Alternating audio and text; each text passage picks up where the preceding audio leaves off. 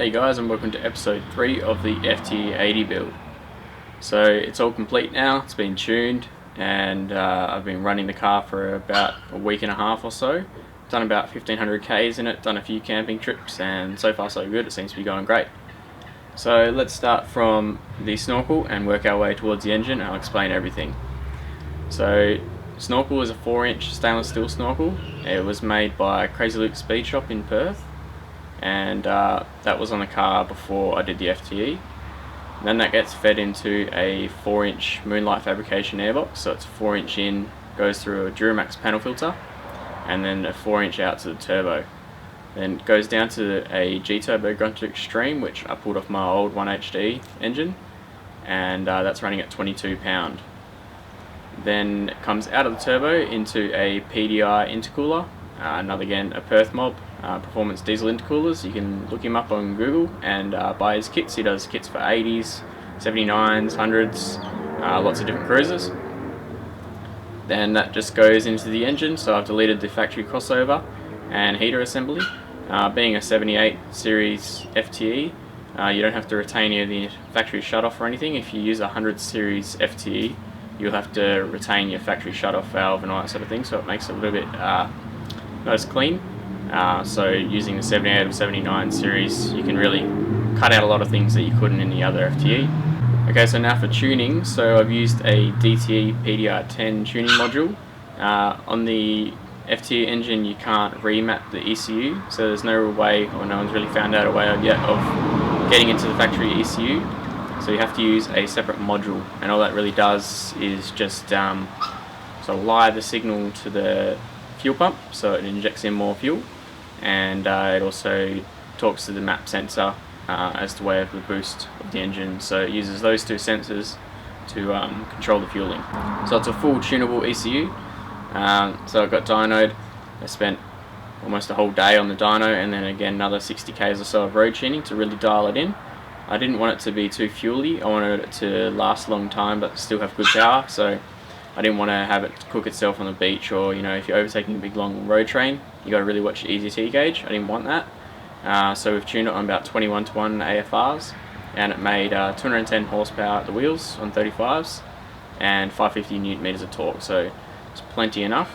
I could have put a little bit more fuel in there and got a little bit more power, but I want it to last a long time and be nice and safe, so I think it's plenty enough for me. So the wiring harness, that was quite complicated. I got my mate Hayden to do all that, and you really do need an auto sparky or someone that does wiring to really do that. It's not really a job I would tackle myself. It's quite complicated. So the FTE harness pretty much gets untouched from the engine to the ECU. The only thing that we added in is the gearbox harness we used out of the old harness, just to make it a bit more simple, and the oil pressure sender unit and starter motor circuit we used out of the old one, because the FTE only had an oil pressure switch, not a actual pressure sender like my old one did, so we used the old wiring for that.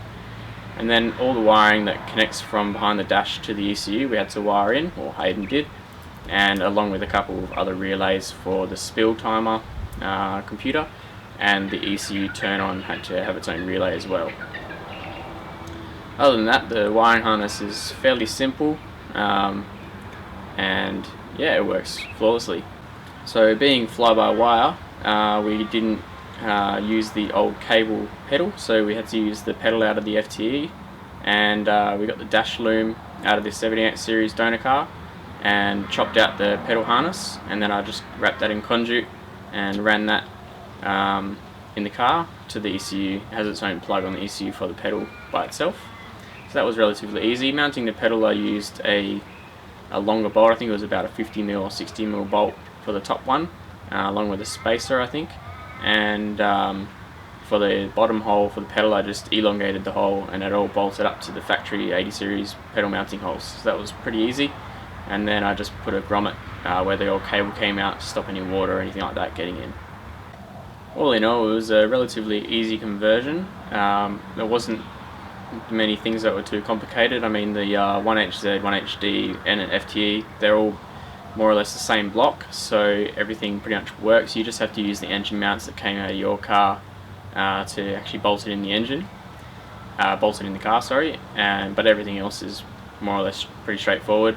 There's a few things that you may use. So the brake booster vacuum lines, you use the original 80 series ones, because the 79 series ones runs sort of behind the front cover of the engine, and that doesn't work for my one. So just a few things that you use, like your power steering lines, you got to use the bolt out of your power steering pump because it's a different length, and just stuff like that. So you pretty much use all your old bolt-ons onto the engine. As for things like radiator and things like that, it all bolts up the exact same. It's pretty much the exact same motor, just with a little bit of wiring on it. So the wiring is the biggest part of the conversion, and gearbox, clutch, all those sort of things all bolt up.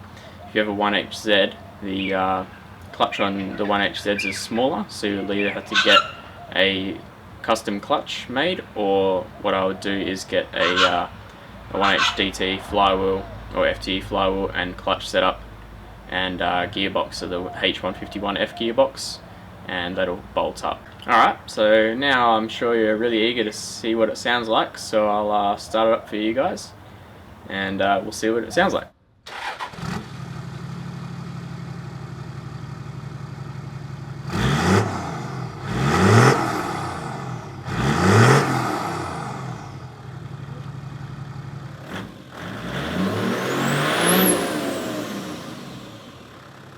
Alright, so now let's talk about cost.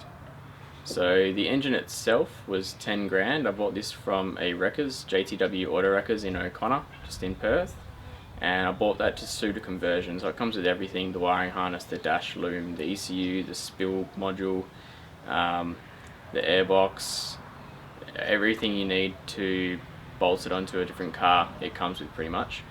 So that is probably the most expensive ticket item.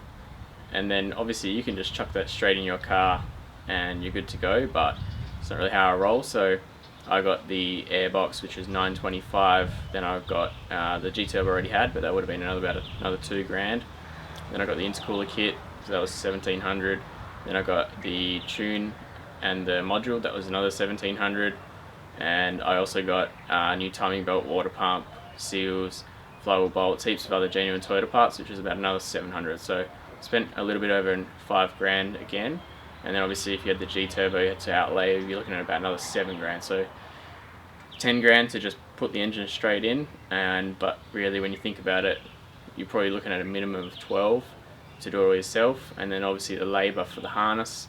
So I probably spent around 16.5 all up on the conversion. So it's pretty pricey, but awesome engine, and it should outlast the car now. So it's really like a totally different car. It doesn't really feel like I'm driving my old 80 anymore. It really feels like I've bought a new car, and it's so smooth. The power delivery is awesome, and yeah, just really great. So I'm really happy that I've done it, and so that's about it, guys. So I really appreciate you guys watching. I hope you enjoyed all the other episodes. So if you haven't watched those, there's another 2, so jump on my channel, and I might be doing a bit of another video in a couple months to come of just out forward driving, and maybe a Q&A if I get enough questions of certain things. I'll do a Q&A on the car, and if you have any other questions or you want some detailed videos on something, how I've done it, just throw us a message and I'll try and make a video on that particular thing. Other than that, thanks for watching, guys. Make sure you subscribe to my channel, and see you later.